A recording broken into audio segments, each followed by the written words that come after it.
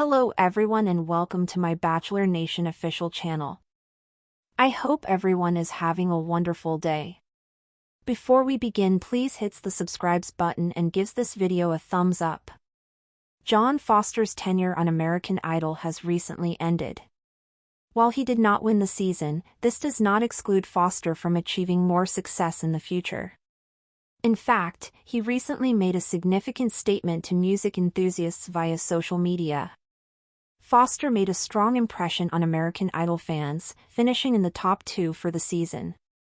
He eventually finished second in the season, trailing only Jamal Roberts. Foster may not have won season 23, but it does not mean his music career is over. The singer just disclosed some significant news on social media. The Grand Ole Opry House is a world-famous structure in Nashville, Tennessee, that has hosted numerous performances and television shows. Since 1974, it has been the home of the Grand Ole Opry, a regular live country music broadcast that began in the 1920s.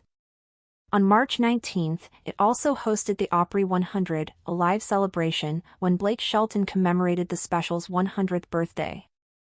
Foster went on to say, "The first time I went to the Opry, I had to fight back tears because I was so happy." As an amateur country music historian, the Grand Ole Opry is the most significant place for my hobby, country music. This has been my #1 dream since I began music, and now, thanks to your help, it will come true. I will be unable to express my thanks. Glory to God. Foster shared the news on social media, and supporters congratulated him in the comments.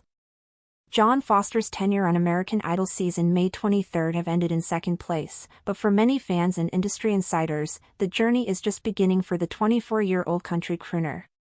Finishing just behind winner Jamal Roberts, Foster emerged as one of the most compelling and emotionally resonant voices of the season. From the moment he walked into his first audition, guitar in hand and a trembling but determined voice, John was a standout.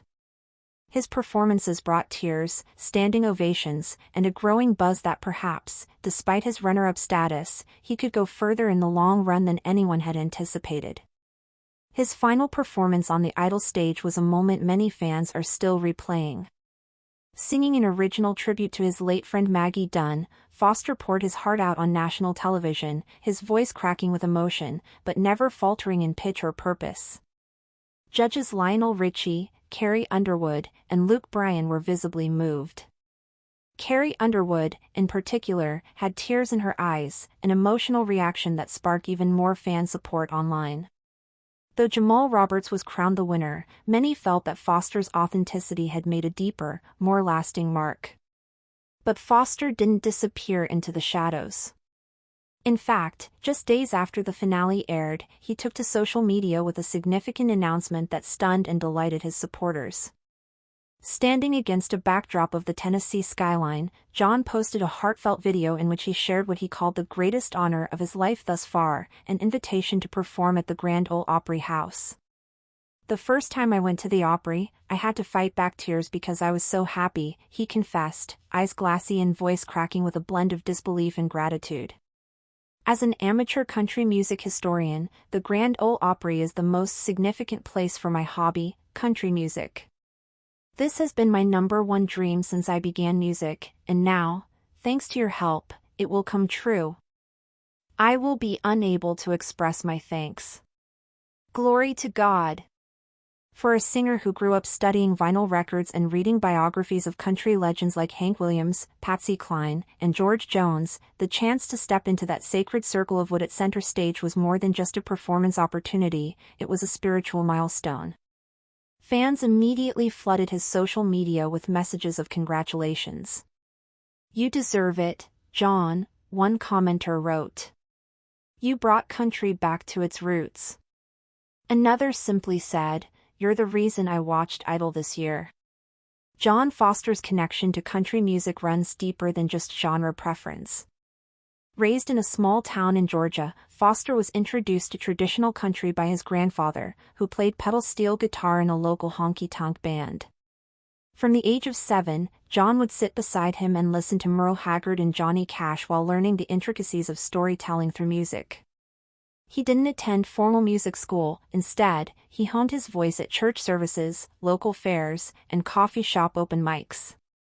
His sound was rough-hewn at first, but through years of practice, it matured into something uniquely his, a mixture of classic country grit and modern emotional vulnerability.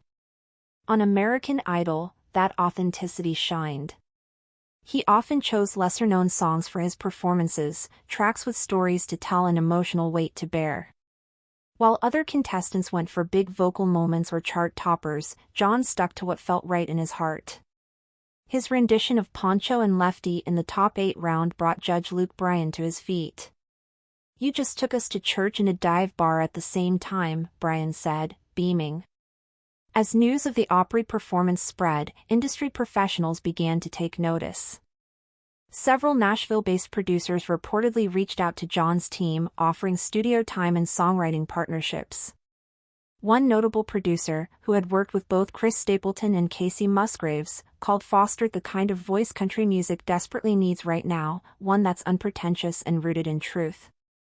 But Foster isn't rushing into any deals just yet.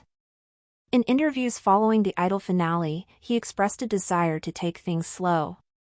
"This season has been such a whirlwind," he told a Nashville radio station. "I want to make sure the music I make reflects who I really am. No shortcuts. No gimmicks." Foster's humility and grounded perspective are perhaps his most endearing traits.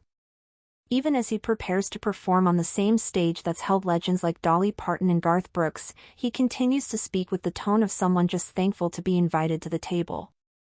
"I'm not pretending to be anyone I'm not," he told his followers in another Instagram video. "I'm just a kid who loves country music and wants to sing songs that mean something." The timing of Foster's Grand Ole Opry debut couldn't be more symbolic. Scheduled for late June, just days after the American Idol reunion concert in Nashville, the performance will come on the heels of his first official single release, an emotional track titled Backroads and Benedictions. Written during his time on Idol, the song explores themes of loss, faith, and finding purpose in unexpected places.